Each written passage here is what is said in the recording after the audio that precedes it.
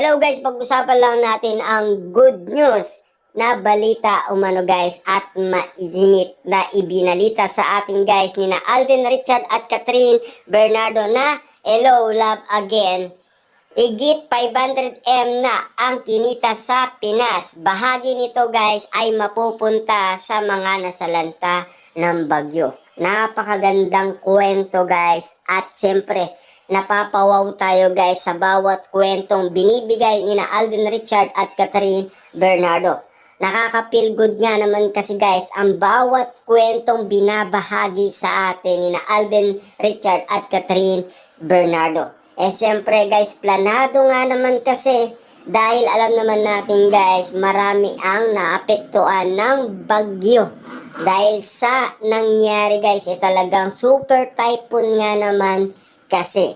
Buti na lang guys, talagang malaki ang blessing guys na nakuha umano guys ng movie na Hello Love Again. Siksik, liglig at umaapaw. Siyempre guys, saludo tayo guys sa lahat ng bumuo ng pinikulang Hello Love Again. Dahil nga naman guys sa movie ni na Catherine Bernardo at Alden Richard, sila ay tutulong nga naman guys sa mga nasalanta ng bagyo. Kaya guys, mag-ingat na naman guys ang mga nasalanta ng bagyo. Dahil alam naman natin guys, ang iba ay talagang grabe ang apektado ng bagyo sa iba't ibang lalawigan tulad na lang guys ng Bicol at sa iba pang nasalanta ng bagyo.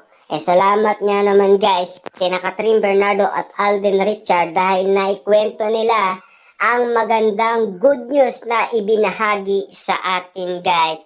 Siyempre guys, salamat sa balita at ito ay pinaabot sa atin guys dahil nalaman natin kung papaano ang process na gagawin ni na Alden Richard at Catherine Bernardo na sila ay pupunta sa US para nga naman guys magbigay din ng suporta lalo na guys sa Canada, 'di ba? Malapit nga naman sila kasi guys pumunta sa Canada kasi November 22 nandoon na sila sa Canada. Siyempre guys, napaaga nga naman ang punta ni na Catherine Bernardo at Alden Richard sa US dahil naging top earnings din ang kanilang movie na Hello Love Again. Kitang-kita naman natin guys na sila ay magpapasalamat, 'di ba? Kitang-kita naman natin guys na marami ding kinikilig umano kina Catherine Bernardo at Alden Richard. Ewan ko lang ba guys bakit ganito ang nangyayari dahil kapag spotted nga naman sina Catherine Bernardo at Alden Richard, napakaraming Catden fans ang sumasalubong kaagad sa kanila.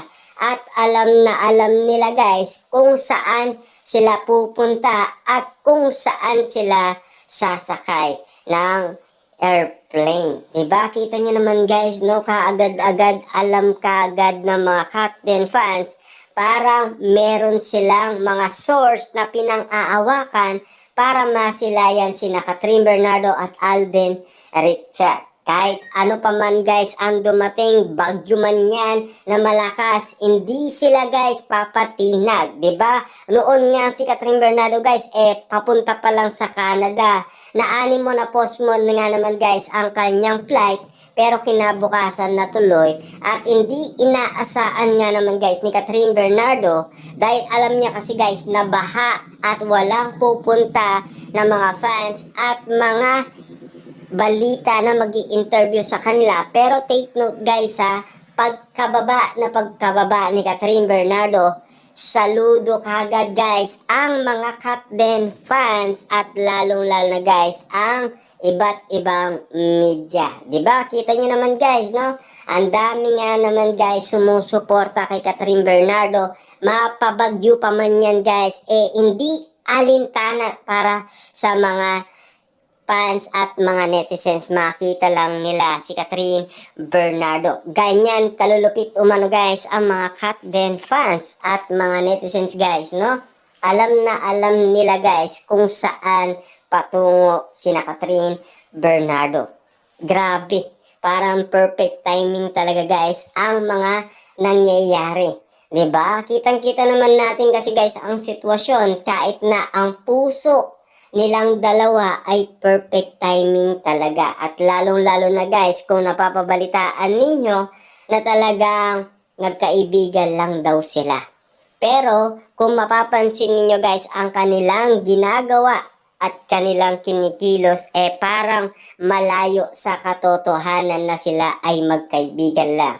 Kasi hindi nga naman guys kayang tanggapin ng mga netizens at mga fans, celebrity at ng balita dahil ganyan din ang kanilang nagawa noon pa man. Siyempre, ganoon din naman kasi guys, pinagkaguluhan din sila ng mga netizens at mga fans nila na sila ay close na close sa isa't isa. At siyempre, sa ating mga nakikita ngayon guys, grabe na kasi guys, 'di ba? Ang nangyayari sa Hello Love Again. Sa Amerika, kumita ng malaki. Sa Pilipinas, kumita ng malaki. Papaano guys sa ibang bansa?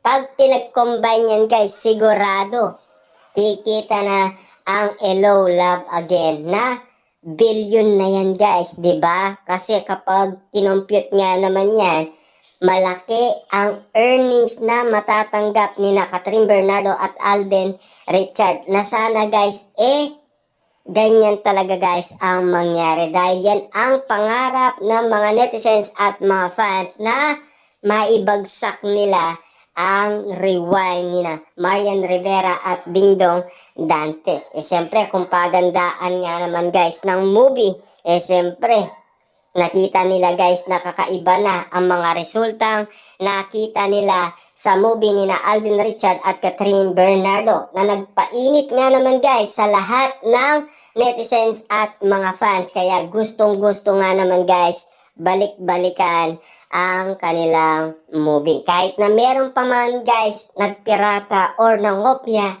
ng movie, hindi alintana yun guys. Kasi alam naman natin guys, magandang nanonood ng sinihan kapag bago pa lang. At lalong-lalo guys, marami kang nakakasamang kinikilig at nababaliw nga naman guys sa loob ng sinihan. Dahil sa mga nangyaring hindi mo pa nasilayan na ginawa umano guys ni Catherine Bernardo. Kaya saludo tayo guys sa buong Pilipinas na sumuporta at tumulong kina Catherine Bernardo at Alden Richard. Kitang-kita naman natin kasi guys, nung una napakalungkot nila pero kitang-kita na natin guys ang saya